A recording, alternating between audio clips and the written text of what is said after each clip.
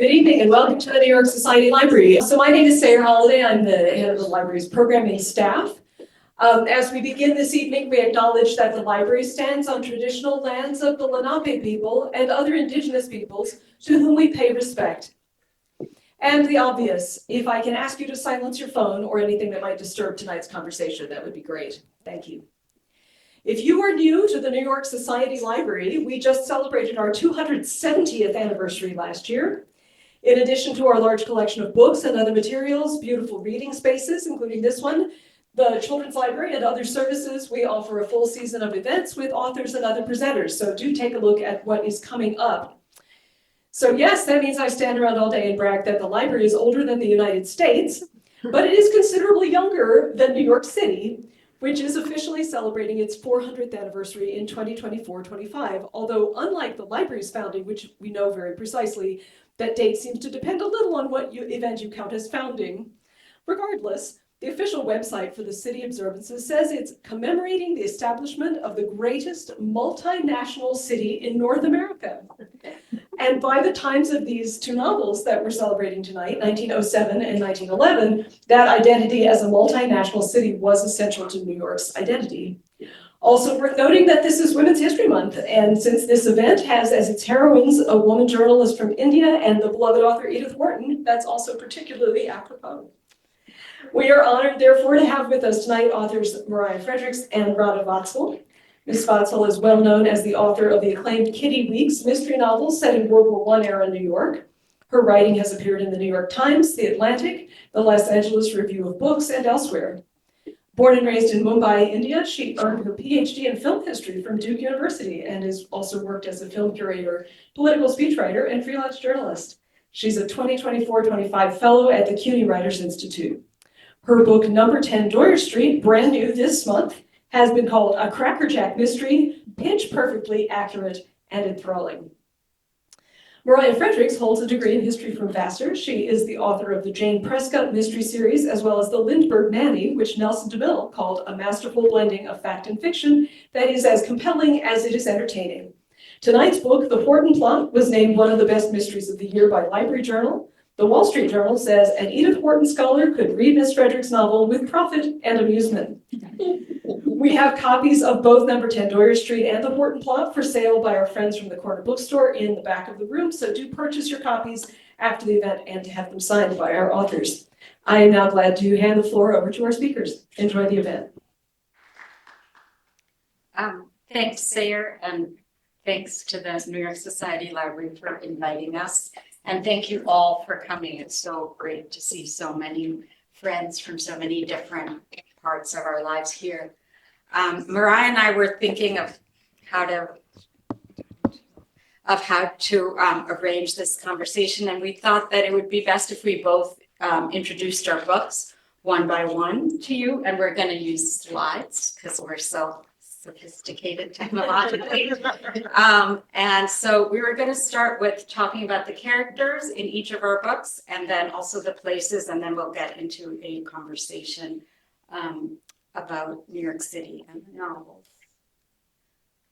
Okay, so Number 10 Doyers Street is set in New York City in 1907. And the main character is this young man called Mock Duck. He was, most of the main characters in the novel are actually existed. So this is a mugshot of Mock Duck. You can see here in 1907, he was in his late 20s, and he was a feared Chinatown gangster. He was born in San Francisco, and then he came to New York City. And when he came, he used to wear Western clothes, and the press called him a Chinese choir boy. What he did was he was super canny, and he had his rival Tom Lee, who who ran a bunch of gambling joints in the neighborhood. What he did was he teamed up with with the Reverend Parkhurst, who was a noted reformer in New York City, and gave them the list of all Tom Lee's gambling parlors, and so had all the kind of owners arrested, and then he went around and started collecting protection money from those same parlors. And so he sort of took over Tom Lee's business. And he developed a reputation for violence very, very quickly. And then started being, every time there's a crime in Chinatown, people, the police used to think that Mok Duck was behind it. And he was arrested several times. As you can see, obviously that's a mugshot of him. But the amazing thing was he was never arrested and he was never convicted. He was very, very good at using the legal system and would come up with all kinds of very clever alibis to say that it wasn't him.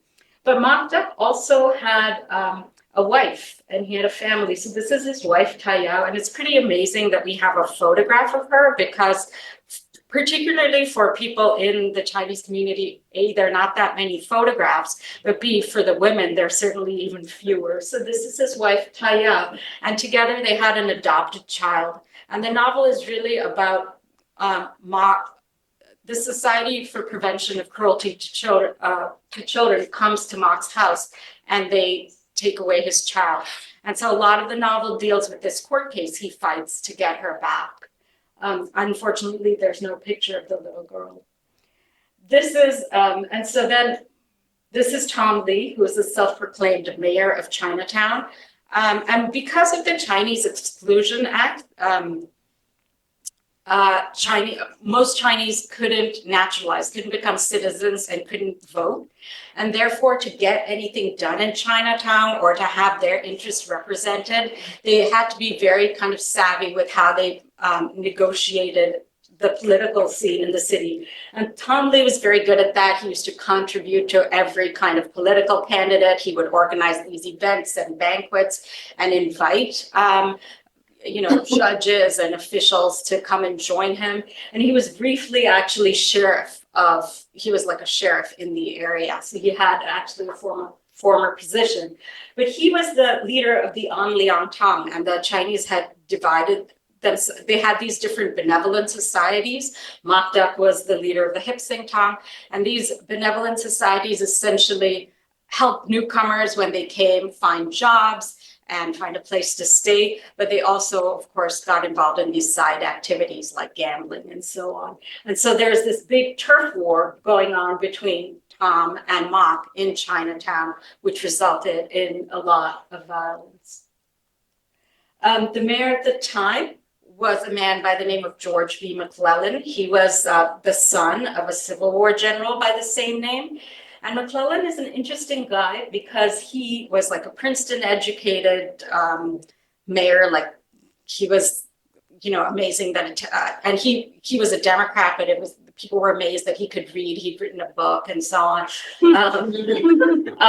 But New York City had recently consolidated into a city of 5 boroughs. So in 1898, all the 5 boroughs come together with Manhattan and form this city of Greater New York that we know now. And the city was trying to decide what kind of a city it would be, how it would the infrastructure it needs to become this huge metropolis. And McClellan had a lot of ideas about that. I'm not going into more of those when we look at some of the places in the novel. But one of his things was there's all this violence in Chinatown. Well, the best way to deal with that and these undesirable people is to get rid of it. Mm-hmm. And so he proposes razing Chinatown and replacing it with a park. So Mok Duck is kind of facing these two things happening at the same time. And this actually did happen, and they happened at the same time, which is that he has his daughter taken away and he's fighting a case to get her back. And at the same time, the city is trying to demolish Chinatown to precisely get rid of people like him. And then here we have, so the one important fictional character in the novel is the narrator, who's an Indian woman journalist, Archana Morley. And I've told this story before, but while I was writing the book, I didn't feel I could directly present in third person the life of a Chinatown gangster. I felt like I needed it to come from a specific perspective. So I needed a narrator to tell the story. And then the question became for me, who would this narrator be? And I simply hadn't heard of any Indian people in New York in the early 1900s or before. And so it just seemed unimaginable to me that I could have an Indian narrator. So for many years that I did versions of this novel with like all kinds of narrators, you know, some who had like no ethnicity at all, no name at all, because I was sort of frustrated about not being able to put my perspective, which is the perspective of an outsider and an immigrant, into telling this story. And this, I couldn't do it. And so finally in frustration, I said, okay, I'm just going to take a guess. It's a city of 2 million people at the time. I'm going to say that one of those people is the person from India, and I'm just going to make her a woman. And I'm going to just write this character. And then the moment I did start writing that character, it occurred to me to think and ask the question, well, actually, were there any women from India in the US at that time? Unbelievably, like the block in my mind was so strong, I didn't even Google the question, because I was like, oh, this is impossible. And sure enough, there were women from India who came to the US in the 19th century and the early 20th century. And one of them is this woman here you see on the left, Dr. Anandibai Joshi. And she came in the 1880s to study medicine, and she studied at the Women's College in Philadelphia to become an obstetrician. She was here for 5 years, and she did her whole 5 years in a sari and maintaining her strict vegetarian diet. And so Archana, who's the narrator in my novel, kind of refers to her and thinks about her while she's in New York. And then the other very famous woman who also Archana thinks about is this woman called Pandita Ramabai, who in the 1880s toured the US, like north, south, east, west. She must have delivered like over 200 talks about Hindu child brides and child widows to packed crowds across the country. And then when she came back to India, she wrote this book called Conditions of Life in the United States, which I think is pretty incredible. And so not only were women and people from India coming to the US in this time, they were actually writing about their experiences, which is, I think, fascinating. So those are the sort of main characters in number 10 Doyers Street, and I will pass it on to Mariah. Thank you, Radha. Now I'll say that I've lived my whole life in New York, and so I can remember the subway token and rent control and Ed Koch's voice shrieking at us from sanitation trucks. So, I know that a constant in New York is change. But I'm really happy to be back at Society Library, where I came as a kid, and I'm particularly happy to be here with Radha to talk about these books. So the Wharton plot is the story of the death of one novelist and the rebirth of another. And in 1911, Edith Wharton is in New York, but she is sick to death of New York. The city has grown by a few million people since she was a little girl. She can't stand like always hideous brownstone buildings that she used to seeing, all these electrical wires, steel girders going up to build ever taller buildings, replacing the ones that she knew and loved. And like, almost every New Yorker at one point or another, she wanted out. It wasn't really an easy time for her. It had been 5 years since her smash success, The House of Mirth. Her more recent novel, The Socially Minded Fruit of the Tree, there's a reason you haven't heard of it, set in a poor New England mill town, was not really what her public or her publisher had hoped for. Central incident repels, said the New York Times. Her husband, Teddy, seen here with one of the few couples' shared passions, which was dogs, was ill. From his father, Teddy had inherited what they then called melancholia, and we would call bipolar disorder now. His father actually was institutionalized and committed suicide. Teddy's condition was deteriorating to the point where it was causing friends of Edith's even to be concerned. Their marriage was never ideal, and now it was in tatters. Teddy had been discovered having an affair with a young actress, or a few, and embezzling family funds to pay for her. Edith herself was just coming out of a bruising love affair, probably her first, undertaken in her mid-40s. She felt alienated by a rapidly changing New York, the city that was supposedly her subject. Like most writers, she felt her publisher was not doing enough for her. And she was really at sea. She was all questions. Should she leave New York, leave America altogether, change publishers? And most pressingly, could she leave her husband and not be a social pariah? So in crisis, she did what most of us do when we're in crisis. She asked her friends to dinner, she solicited their advice, and then she talked their ear off. On October 17th, 1910, she invites her 3 favorite men to dine with her in New York, and they are her mentor, Henry James, Walter Berry, her oldest friend, and the man many believed was her lover, and the man who was actually her lover, although we didn't know that till about the 1970s, journalist Wharton Fullerton. Now, how Fullerton gets an invitation to this dinner after the way he treated her, I don't know, but it's Mrs. Wharton's guest list. And to these men, she put the question, could she break with the city she had known all her life? Could she break with the societal rules of her class? And survive? I mentioned 2 writers. This is David Graham Phillips. How many people have ever heard of David Graham Phillips? I'm going to guess, have you read David Graham Phillips? Right. Well, he would be horrified. He would be shocked. In 1911, he is a very popular author. His novels sell very well. In fact, H.L. Mencken, in an article about greatest living American authors, compares Wharton and Phillips and gives the title to Phillips. Because Wharton is too New York, she's too rich, and she's too enthralled to Henry James. Phillips, on the other hand, is from real America, Madison, Indiana.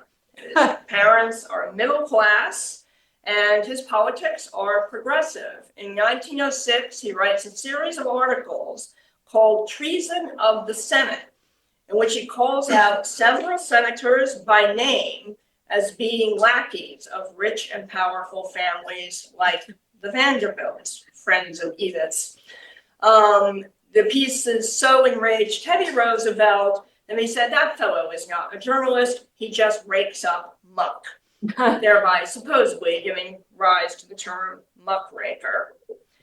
And when Phillips wasn't using his pen to rail against American aristocracy, unfortunately he used it to rail against the American woman, especially the new woman of whom he was not a fan.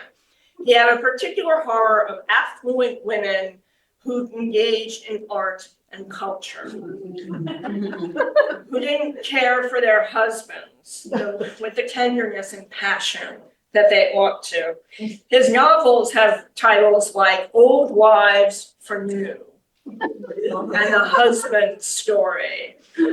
No woman on earth, he insisted, has been so ridiculously deceived as to herself and so spoiled as the American woman. And this should be where I mentioned that David Graham Phillips was somehow not married. However,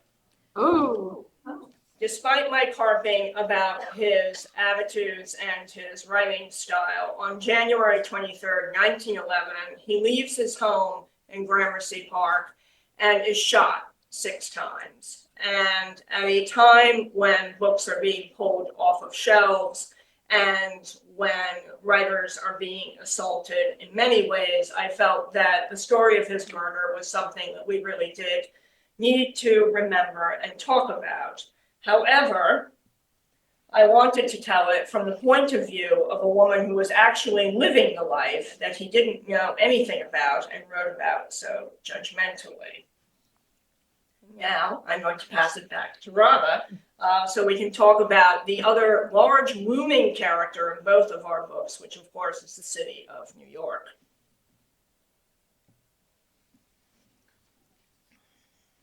Yes, so my handy map of, okay, I'll put it on there. It's my handy map of downtown Manhattan. But I think it's so fascinating that Mariah and I have written these books that are so close in time. Our characters, though, occupied kind of very different physical spaces in the city. And my novel really takes place downtown. Here you can see Chinatown, and then you can see City Hall right up there, like in the middle, City Hall Park. There's the Brooklyn Bridge that was built, but like Manhattan Bridge was still under construction at the time. It was just these chains. I like to think about it, these chains hanging over the East River, like waiting for the roadway to come in. But I guess I want to take you on like a little tour of the sort of the small world of the novel, which is, so if you see City Hall Park there, sort of in the middle, like right under where it says the word "you." So there's City Hall Park with City Hall, the little white building on the left, and Park Row here. And Park Row is still called Park Row today. You can see it a little bit better in this photo, Park Row and City Hall. And Park Row was actually called Newspaper Row because that was where all the newspapers were. And that by 1907, New York Times had moved uptown to 42nd Street, which was then renamed Times Square. The New York Herald had moved uptown to 34th Street, Herald Square. But all the other papers were still there so that they could like keep a close eye of what was going right there in City Hall.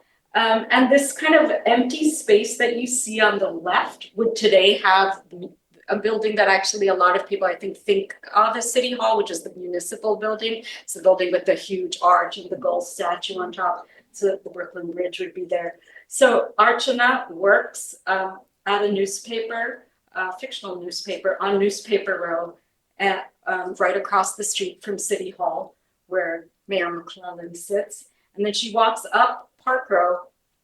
She may walk towards the Bowery, which was that at that time it used to have elevated railroad tracks on either side. So you can see on the left and on the right side on either side for the trains going either way. And it was really a very seedy, it used to be a fancy street and then became a very seedy street with brothels and flop houses and stuff lining either side. She would also pass Mulberry Bend Park, which is now Columbus Park. In Chinatown, I'll just flip ahead there. You see it right there, Columbus Park. And this park was built in the late 19th century in an area of New York called Five Points, which was basically tenements. And tenements where European immigrants came and settled.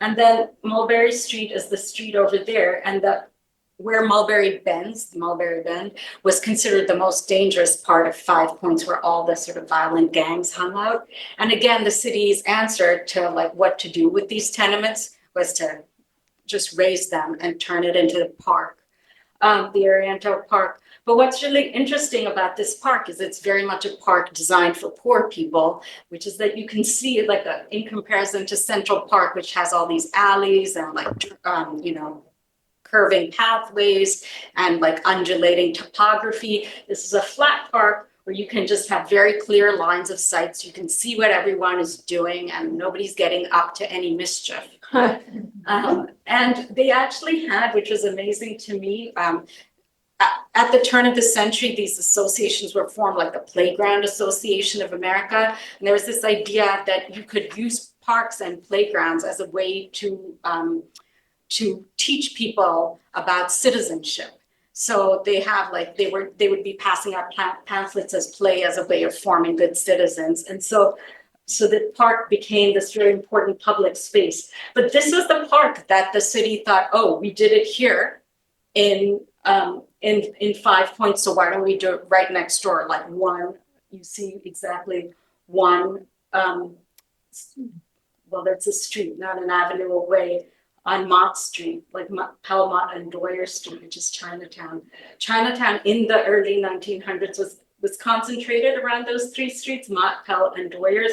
And you see Doyers has this little curve in the middle. It's like this, it's my favorite street in New York City. And it's such an unbelievable short little street. And it's the street where Mock Duck lived at. He lived at number 10 Doyers Street. And so this is what Mott Street looked like at the time. And Tom Lee had a cigar shop there. Like they basically had sort of divided up the territory between the two of them. And here we have on Pell Street, a very famous, the Pelham Cafe. So even though it was a primarily Chinese neighborhood, rich people used to come and sort of go slumming and go visit Chinatown. And one of the places they went to was the Pelham Cafe, which was owned by a Jewish guy. You can see his name in little letters, Mike Salter. And Mike Salter hired these singing waiters to entertain his crowds, which, you know, included the Astors, the Vanderbilts, the Duke of Brandenburg from Germany visited when he was in town. And one of the singing waiters was a young man who would go on to become Irving Berlin. So just as an aside, so in 1907, as Mock Duck is ruling the street, Irving Berlin is like 500 feet away singing in the Pelham Cafe. It's kind of nice. And then here is Doyer Street with the bend in the middle, and Mock Duck lives right on the bend. Number 10 is right on the bend. And right opposite that is this Chinese opera house, and that's where the novel begins, with a shootout at the Chinese opera house, which really happened. But the thing about this bend, and it got all these names like the Bloody Angle and so on, because the gangs would fight and then disappear around the corner into like underground tunnels and things like that. So it was considered to be this very dangerous street. But I feel like you can see that it really has like this real strong sense of community there as well. And so I guess Mariah will talk a little bit about the world a little bit to the north, where Edith and friends. I don't know if Edith went to hear people like Irving Berlin. She tagged along with the Vanderbilts. So, needless to say, yes, Edith occupies different spaces, and you might think that she and David Graham Phillips also occupy different spaces, and that is true, except in a few very key, interesting areas. So this is the Belmont Hotel, and one of the things, because like Radha's, this story is historical and based in truth, the places are sort of chosen for you. But what was really interesting to me is every single place that I looked at where the book was going to take place, it revealed a city in flux in some way.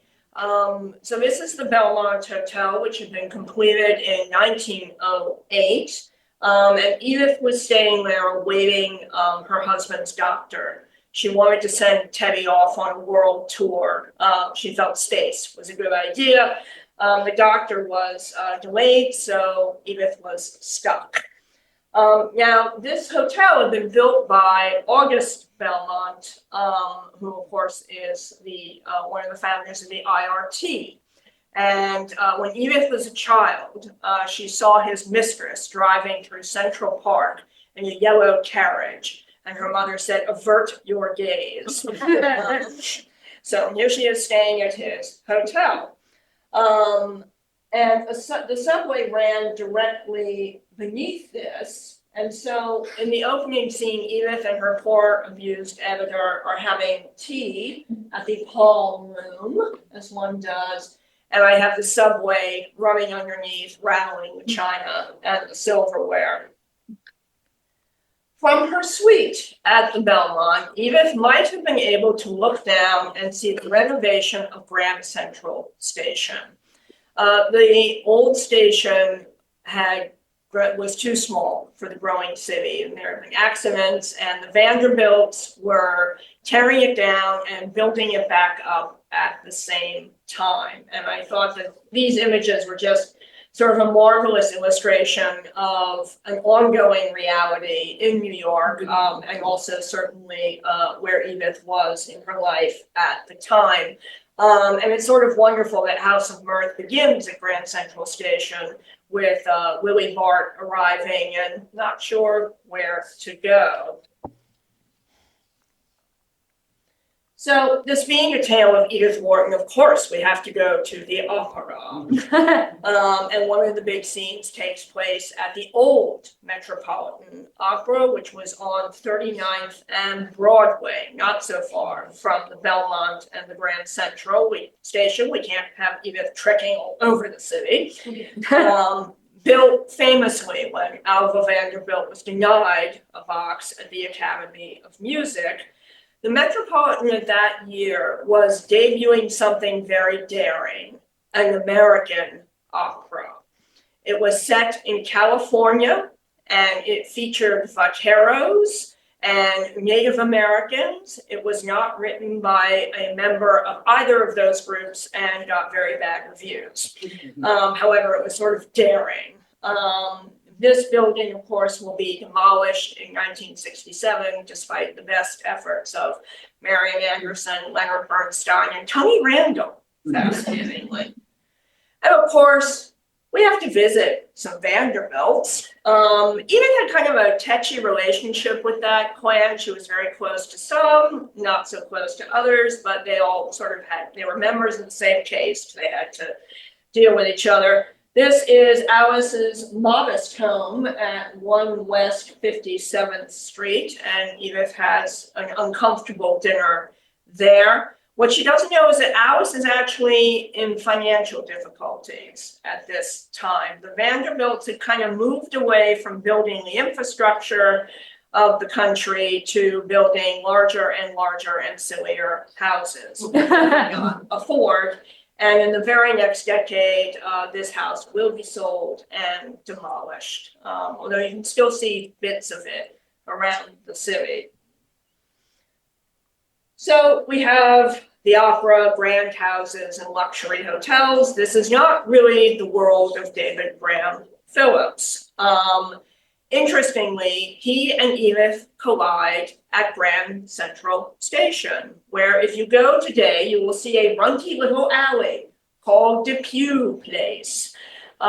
This is named for Senator Chauncey Depew, which is a name that no novelist would ever make up. And it was bestowed on the New York senator by the Vanderbilts for his decades of loyal, some would say slavish service. And I mentioned David Graham Phillips's book, Treason of the Senate. Senator Depew was one of the senators he accused of malfeasance on behalf of wealthy families.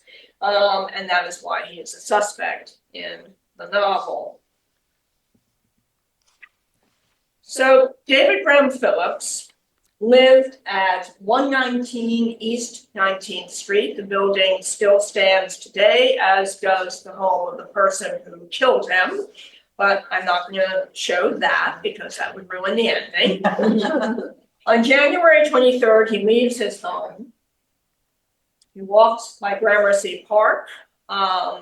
This statue of Edwin Booth was not there at the time. He is on his way to the Princeton Club to pick up his mail. The Princeton Club, seen here on 21st Street, until recently had been the home of Stanford White. You can see he added the little, I don't know, glass enclosure there to distinguish it from the other houses in the building. Of course, White is the most famous victim of Gilded Age murders, and Phillips is about to join him on that list. He had been receiving death threats of late, the most recent of which said, "Today is your last day." And curiously, it was signed with his own name. yeah, he was concerned, but not really. You know, if Teddy Roosevelt couldn't stop him from writing about the things he felt needed to be exposed, some guy who wasn't even going to sign his name certainly wasn't going to. As he told his sister with whom he lived, if I die tomorrow, I'll be 6 years ahead of the game. So he crosses from the park, and just as he's getting to the club, he's shot 6 times, and he dies the next day on Edith Wharton's birthday. So their lives intersect also in his funeral. He had his service at Calvary Episcopal Church, which stands barely today. Among the many families who had their comings and goings solemnized there are Morgan, Roosevelt, and the Jones family when Edith was a child. So we have the muckraker and we have the grand dame. And if you'd ask somebody in 1911, well, whose books are going to be read a century from now? Who has the fresh, modern take on human nature and the city? You know, some people would have said David Graham Phillips. In This Side of Paradise, Fitzgerald has his young, obnoxious protagonist announced, I read David Graham Phillips. He doesn't brag about reading Edith Wharton.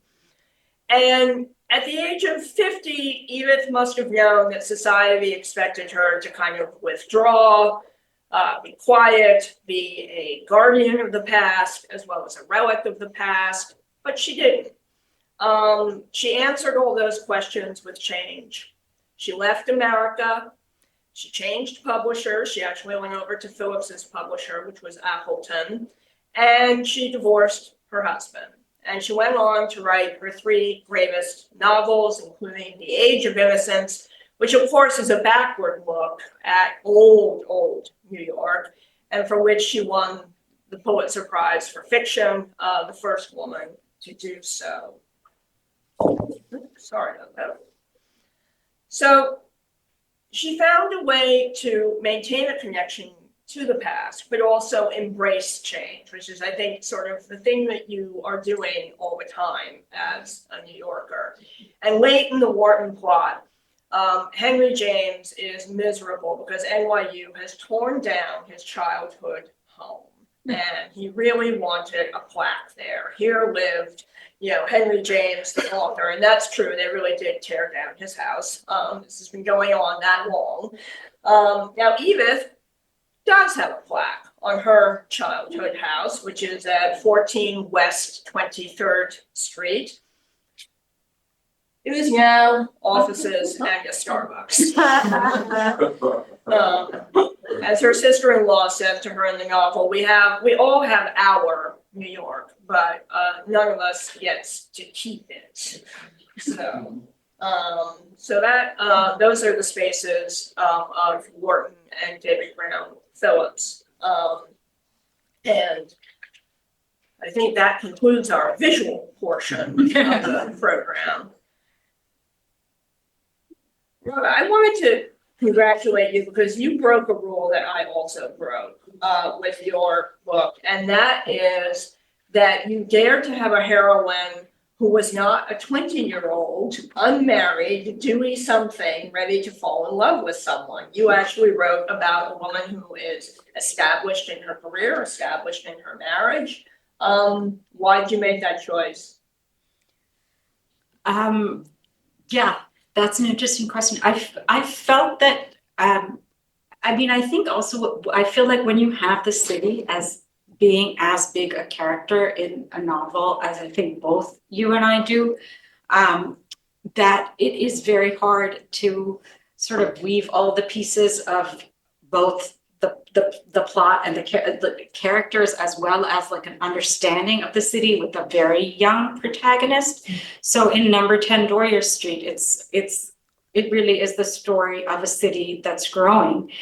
What are we going to do with this area? Are we going to destroy Chinatown? And then McClellan has this further thing that he's doing, which is like trying to figure out how he's going to get enough things like get enough water to people all over. You have this big city, where does all the water come from? And he's involved in this huge project to get the Catskills aqueduct going. Actually, and when he does that, part of what the story is also about is do people have rights over the place where they live? He ends up submerging several villages to create the reservoirs needed for the aqueduct. And I think one of the judge said that like he'd been given power that God wouldn't give his favorite archangel, so he was going around doing all this, but like I didn't feel that a younger character would be able to sort of or would necessarily be interested in aqueducts and Chinese gangsters and like have the kind of perspective and life perspective to be able to put all these pieces together. So it was satisfying for me to write. Being older myself, it was satisfying to write a story of someone who is sort of settled in their marriage and then trying to think of what next. And I'm wondering, like, is that what also drew you to Edith at this time in her life?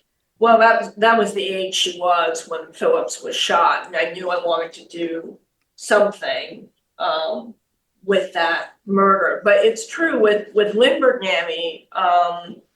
I remember looking up, did the baby have a nanny? And when I saw that he did, I thought, oh God, I hope she's young and pretty. I hope she's young and pretty, because it's going to be easier to sell this book if she's young and pretty. And she was, so that was great. But that was the first time I thought, why do we insist on that? Why shouldn't crime be solved by somebody who knows something about how the world works and is a mature individual with knowledge? And I also thought that Edith in midlife crisis was kind of perfect for a changing New York, because by this time New York has developed to a point where in order to grow, you are losing some things. They're threatening Chinatown. Who can imagine New York now without? Though it is being threatened again, apparently, with the jail and some other things happening there. Right. So I think it's, that's a constant issue. But that theme of when you make changes, what are you sacrificing? What are you gaining? What is the trade-off? So, it was kind of great not to have to write somebody who's like, oh, wow, look at that, Yeah. So, not that there's anything wrong with that. Well, I think we could talk about using the New York City as a character in both of our novels, but I also feel it's almost 10 to 7, and so if there are questions, maybe we should do that first. How was it resolved that they didn't demolish Chinatown? Thank God. Well, you have to read the book for that.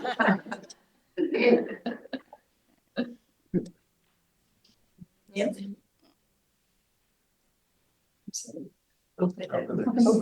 There.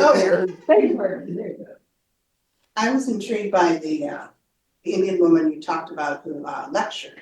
You said that she drew huge crowds to hear about Hindu child brides, and I was just wondering if you wanted to elaborate on that. Why was that worth whatever? Because people wanted to know what their lives were like, because there was bad stuff happening. Yeah, I think they were too young and they were forced into marriage, and the American women wanted to know everything. Exactly. Like she was sponsored by, she was a very interesting, she had been in England before that. She was really, so Pandita means like lady pundit, and the word pundit is this Indian Hindi word, but it's the same way we use it now, pundit, like an expert, but it's a religious expert. So she was like she knew all these ancient Vedic texts and could recite them off the top of her head. So she was called a pandita. So she was very, very sort of educated and considered like an expert about Hinduism. And so she was talking to people, and I think there was an appetite in the West, as I sadly feel there still is today, for like, oh, look at these countries and look at those crazy, these people who are married, marrying their daughters off when they're young, and then you have all this mistreatment of women and stuff. So, I mean, she was genuinely trying to improve the condition, and she raised a lot of money through these tours and then set up an ashram in India to look after these child brides and stuff. I mean, their plight was terrible, but that was, yes, she got huge amounts of, like, people were writing about her all the time. She got a lot of press. And one thing, just as an aside, because I just find it so funny and crazy, but like, I was just looking up her name up in, the Library of Congress has this newspaper database. So I was just looking her name up, and I found that there were a whole bunch of, if you just put in Pandita and if you just put in Ramabai, there were like tons and tons. There was a lot when you put her name together, but then there was tons and tons of hits when you put it in separately. And it was because there was a film series made in 1914 that was American film series set in India, like an action film series set in India in 1914, where there were two characters, one called Pandita and one called Ramabai, and they were married. And so I was just like, and I think the man was called, it was very confusing. It was clearly like that she must have made such an impact when she was here that somehow her name kept kind of swirling around the popular imagination. And then when they were trying to come up with some Indian names for this show in 1914, that was crazy. They used both of her names as the names of two separate characters. But so she was very well known. It was just interesting, never heard of this. Yes.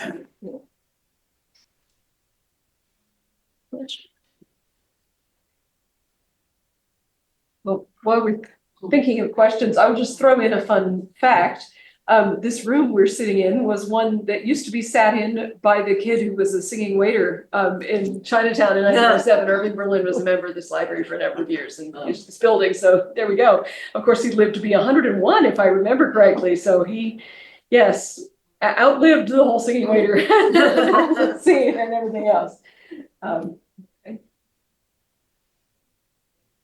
So when you're writing novels about real people, there are certain rules that you follow. Let's see, I've written 3 novels about real people, and unfortunately they've gotten more and more fictionalized as we went along. Part of it is gauging how much the reader knows, what is the reader coming to the story for. Like with Lindbergh Mammy, that's such a hotly debated case. I knew every single thing I put in that book had to be accurate, and it had to be true if I was going to put forth a theory about the crime. With David Graham Phillips, not many people know about the murder, so I fudged the details of that case a little bit. In real life, the person who killed him immediately shot themselves, so there wasn't, in fact, any mystery about who had done it, but that would ruin it. So I have the person get away. But when it came to Edith Wharton's life, that everything you read in the book is true. Except for one thing, the dog I have her traveling with is not the dog she was traveling with. But I knew that those were the details that would really matter to a reader. Sorry, Maria. Yeah, and I think Mariah has characters about whom so much is already known. Like Edith Wharton's life is so heavily documented. Someone like Makdak, his life is really not that documented. But I still sort of also follow the same sort of rule of thumb, which is that I don't put in anything that would just be obviously wrong about the character. And I think that's part of the fun about having real historical characters, is you have some limits about what they did and what they didn't do. And for me, when there is uncertainty, like around this whole case with Makdak and his daughter, what was so interesting was there were just a few, well, here's one area of overlap that we do have, which is Stanford White, the philanderous architect who was murdered on the rooftop of Madison Square Garden. So the trial for his murder was happening at the same time as when Mock Duck's kid gets taken away. And it was like the O.J. Simpson trial of the day. It just like hogged all the airspace, newspaper space. And so Mock Duck's story was relegated to just a few papers, and it was like, page 6 or something buried there. But the few papers that did cover it, they often had like different accounts of what happened or how they responded. One was like, she cried, she didn't cry, like totally different accounts. And what I tried to do in that case actually is I incorporated both those accounts into the narrative so that you see that different people had different perspectives on things. But I try not to like go and totally make up something without, I think I try to stick to what I know. But in your case, he was a mythologized figure even at the time. Like, Yeah. did you have a rule of thumb, like, if it's a good story, I'll go with the mythology, or if it, or did you always feel, no, only one? So no, I mythologize him too in the novel, and what happens is like all the time Archana's trying to find out about him, and then every story she hears, she has to decide whether she believes it or not, which is I think how it is with these people who are highly mythologized public figures. Do you believe what you see? Right. And I don't know, with Edith, maybe he doesn't hold. No, well, in Eva's case, what you do with a lot of people did not like her. They really, Consuelo Vanderbilt said, she was impossible to feel any sympathy with because of her cold disdain.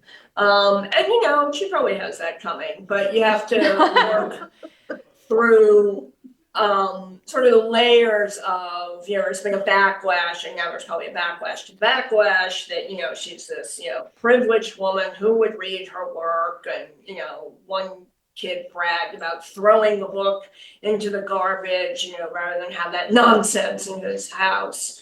And you have to get underneath all of that to the human being. So that's what you're working with in my case.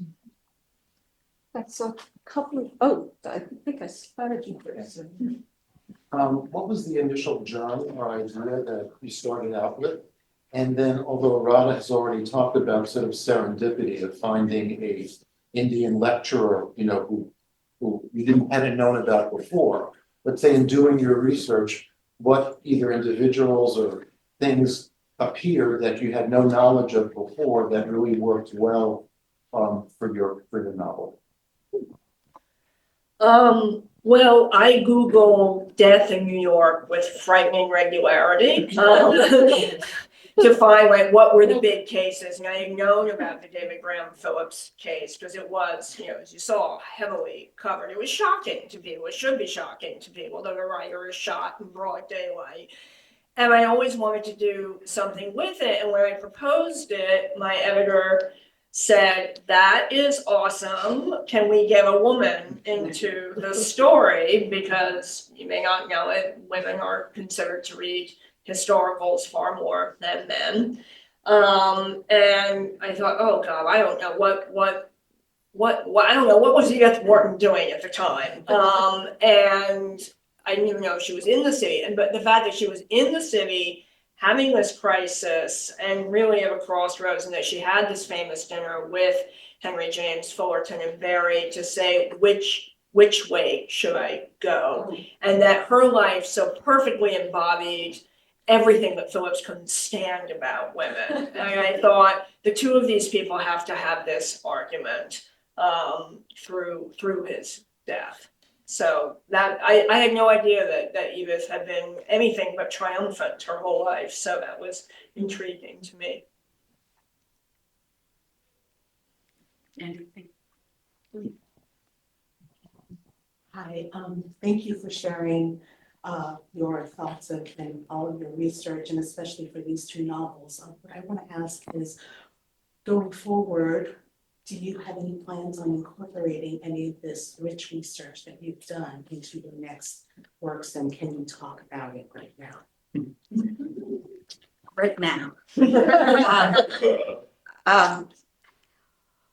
Well, for me, I think, you know, the two prior historical didn't have anything to do with India. They were also set in New York City. So I think really discovering this trajectory of people from India who were in the US in the 19th and early 20th century really was very meaningful for me. And it sort of brought me back to thinking about how I would like to write about India and I guess my family and things like that, which I'm still sort of working through.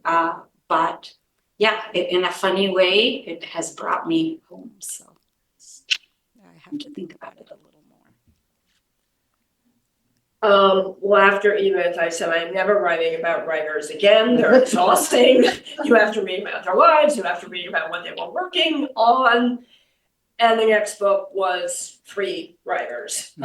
So the next book, it's weird. It's my first attempt at the 20s, which is such a different headspace and world to be in. And it's the murder of Joseph Elwell, who was Vanderbilt's maker of reappearance, not in the book. He was a bridge teacher. He taught society how to play bridge and win. And in 1920, he was found in his West 70th townhouse with a bullet through his brain. And all the doors and windows were locked, and they didn't find the gun. So solving this murder is going to be 2 Southerners who are new to the city, which I've also never done. I've never written somebody who is, other than Betty Gow, who's Scottish, from a different part of America. So the first Southerner is Morris Markey, who will go on to be the first reporter at large for the New Yorker. And the reason he is solving the crime is that 30 years later, he too was found in his home with a bullet through his brain, and that has never been solved. And then the other is a vibrant young newcomer to the city named Zelda Fitzgerald. So that was really, really fun to write. But then the next book is the 30s, so I got to learn a whole new decade. Question.